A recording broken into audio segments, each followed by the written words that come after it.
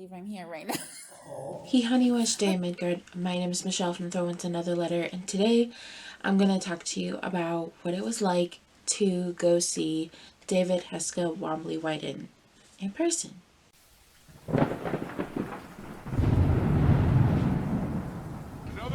I did not vlog a whole lot while I was there.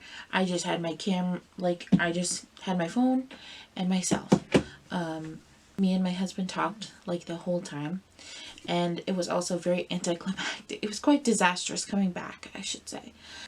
I kept Soren home from school. Calvin came home. We got ready, went in the car, and we got to Sioux Falls. And we had never been in that way over by Orpheum Theater. We had never been out there. So it was quite an adventure trying to actually get there. And so when I got there, I was supposed to be meeting Elsie from Elsie Reads. And so we had agreed to meet because she was the one that told me about the event in the first place. And I was really excited because this was before everything happened with my mom, and I was like, heck yeah, just in case, I'm actually going to register for this, and if something happens, then we'll figure it out. And so then when the stuff with my mom happened, I was like, oh no, it's probably really likely that I won't be able to go. And Calvin was like, because we were up in Sioux Falls already for Calvin's dentist appointment. And he was just like, we can go. I was like, really? And he's like, yeah. So he made it able for us to go, which I'm really grateful for. Okay, so there was a drum group there called the Wakba Ikpaksan Singers. He came out and I did my lily, which I never do my lily, but for this was like his special occasion. And so I was sitting, the theater is like this, right? And I was sitting more so on this side. He was, we're applauding and whatever, and he sits down and he's just he's holding up his book and kind of going like this, because it is really like all of the light is concentrated on the author and the interviewer. And then so we're sitting in the back, we're in the audience, and he's like looking at the audience, and the interviewer is like, oh, we're so glad you could be here, and like and then he's like, so what is there anything that you wanted to say before we get into the questions and stuff? And he was like, oh yeah, I'm thankful for everybody, and thankful for the fans, I'm thankful for everybody who could make it out here today.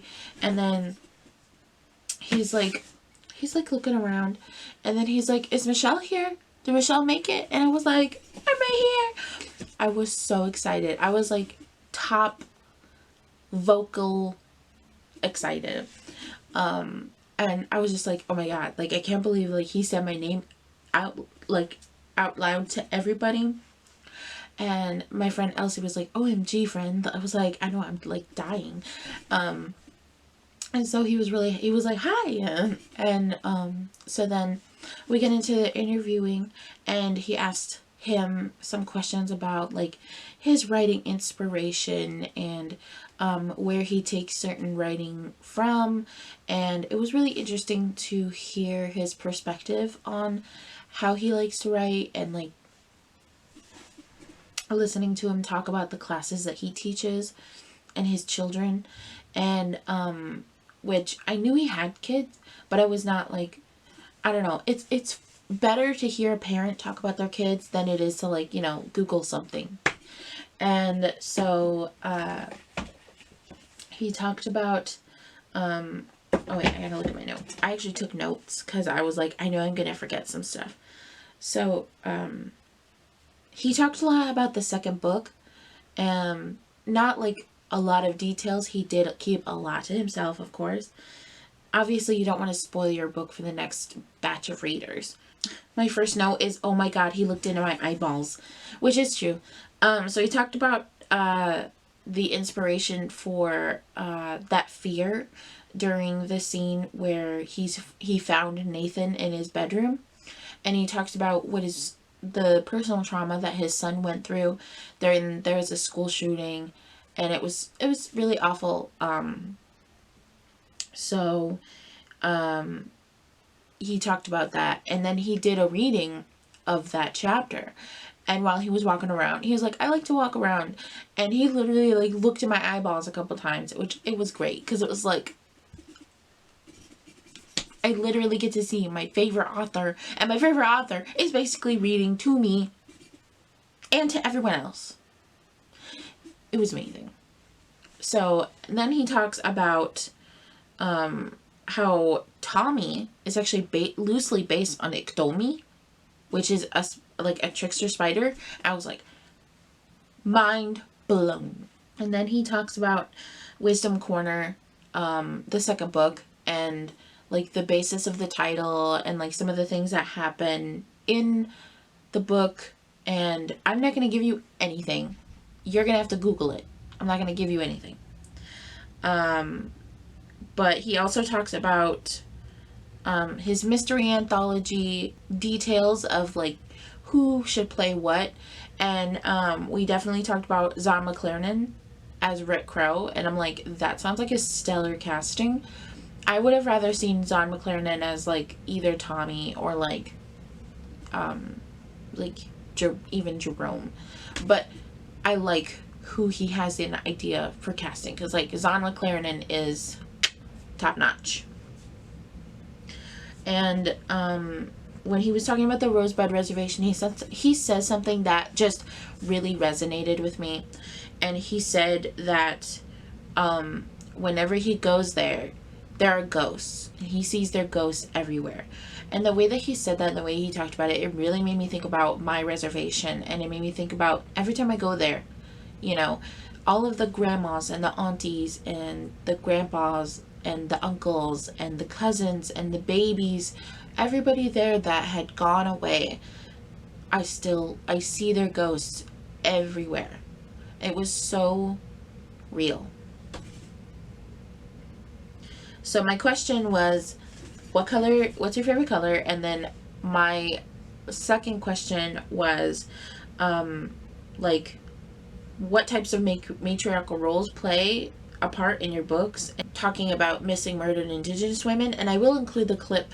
It does cut off because my phone cut off. I believe I'm here right now. Oh. Okay, so I know I could just like DM this to you, but I'm like panicking a little bit. Anyway, so one, I have two questions. One, what is your favorite color? I asked this to everyone. I asked this to Al Newharth back in 2010 or something like that. But that was the first one. And the second one is a little bit more serious. So you have different types of matriarchal roles in Winter Counts. You have Sybil, you have Marie. I love that you made her so weird. I love that because I'm a weird girl.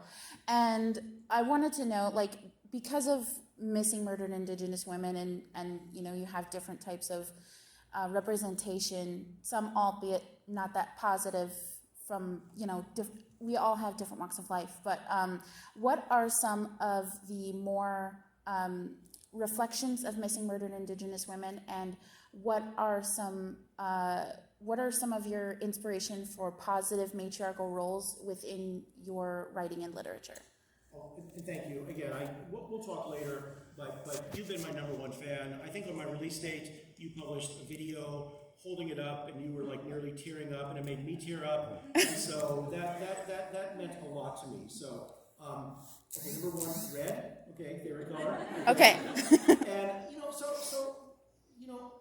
what were the images of matriarchal figures in the book? I tried to give Marie, I think, make her a figure that people could really look up to, and so I really worked on that. Now, as far as missing and murdered Indigenous women, what has to change for that, if that's what you're asking? Well, first of all, we need to amend the Major Crimes Act. Okay, look, if the U.S. government is not going to punish criminals, now the question is why? They claim that they're underfunded. Okay, if that's so, then we need to find the funding.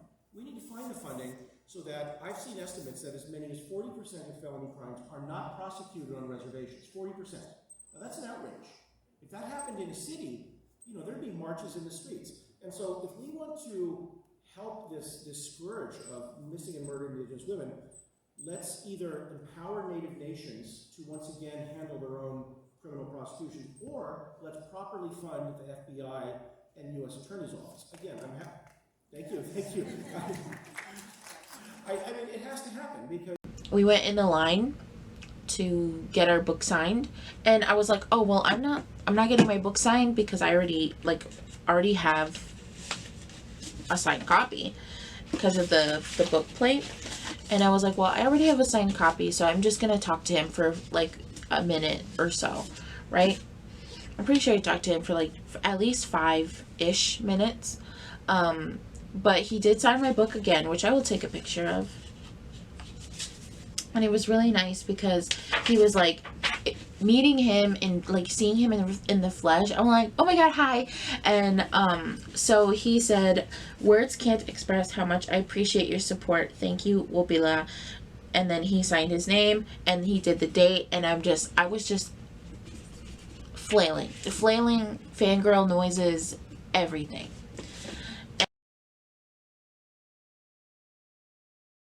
And it was kind of funny when we were standing in line because I was like, oh, Elsie, you guys are gonna have to go in front of me, because like I didn't want to take away their first experience.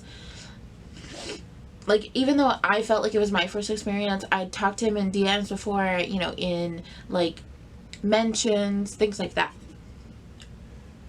And it was kind of funny because her husband's like, no, you go first. I was like, okay. Her husband is an absolute cinnamon roll. Like, her partner is just great. Like, is a cinnamon roll, looks like a cinnamon roll, So I just love talking to them. And then they had their friends, which I can't remember their friends' names right now, but they were really, really nice. And they were asking me questions and stuff. And it was really great to see, like, actually meet a friend who lives in South Dakota. And so we're like, we have to get together. And then she also got me a tote. So she had it tucked into this tiny, like, bit of purse in her pocket. It says, understory, a layer of vegetation beneath a main canopy of a forest, or your local one-stop shop for a coffee table, books, graphic novels, notebooks, novelty gifts, and more. And then on the other side, it says birch bark books. She just went the extra mile to make me feel good, and that was just so wonderful. And then I was like, dude, we forgot to take a picture together. She helped me take a picture of me and David Weiden. She and I forgot to take a picture together. And the message that you wrote was so wonderful. I really wanted to meet Erica, but she wasn't there, and she was going to New York, right? And I was like, dang. And so he was telling me like what an impact that I made on the book, an impact that, like, he was talking about what I said about the book on opening day and how I was tearing up and he was tearing up, and there were things that he said that I was just like, me, like, I did those things, I said those things, and my brain is just like, no, like, I'm just some girl from South Dakota, just in Aberdeen, just chilling. Like, sometimes it just doesn't soak in that people read books because I suggested them. People read books because I was like, oh, I like this in it. Sometimes it's totally lost on me. And then an author who I respect, who I love, and who is just fantastic says, yeah, your words meant a lot to me. And I'm like,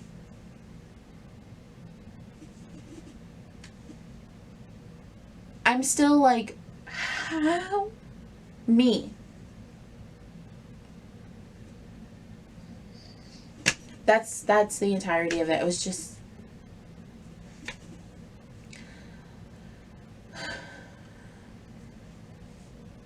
getting to see him and getting to meet him meant so much. So much. And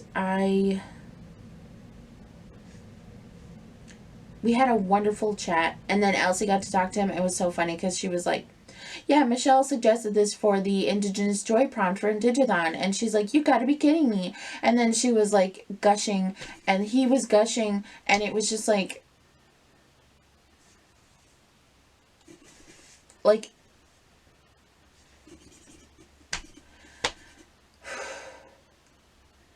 fangirl screeches, basically.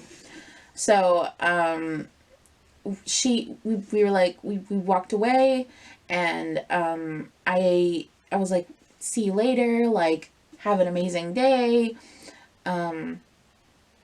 He was like, yeah, we're gonna have to chat, and I'm like, yes, yes. Because I didn't want to take any more attention away from anybody else. So then I immediately vacated the area that everybody was signing in. And then my friend Elsie and I are saying our goodbyes, and then she left. And then I called Calvin. He picked me up. We went to go get food. I feel really bad because he was like, hey, can you hold this? And then he took a swift turn. He forgot that his ketchup was on his lap. Bro, there was ketchup everywhere. So next time we go, we're going to get Five Guys, and I'm going to hold on to the ketchup because that was an absolute flippin' disaster. That is the end of our story. There really is not a whole lot more I can tell you. Everything else is going well. My mom's doing pretty good. I'm supposed to be spending my time with my aunt today, maybe. I still have to start this big chunker hunker of 400 and something pages. I'm hoping I can get into it sometime this week. I still have to finish my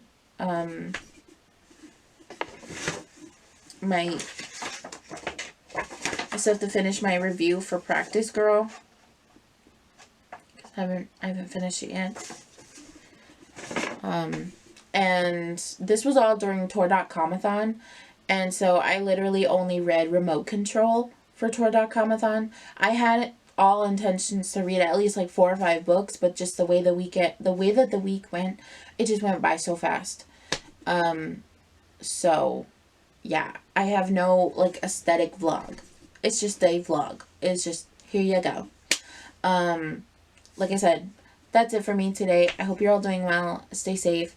Wear your mask because like things are starting to trick up again, and also like allergies. We're having a party. So yeah. Bye.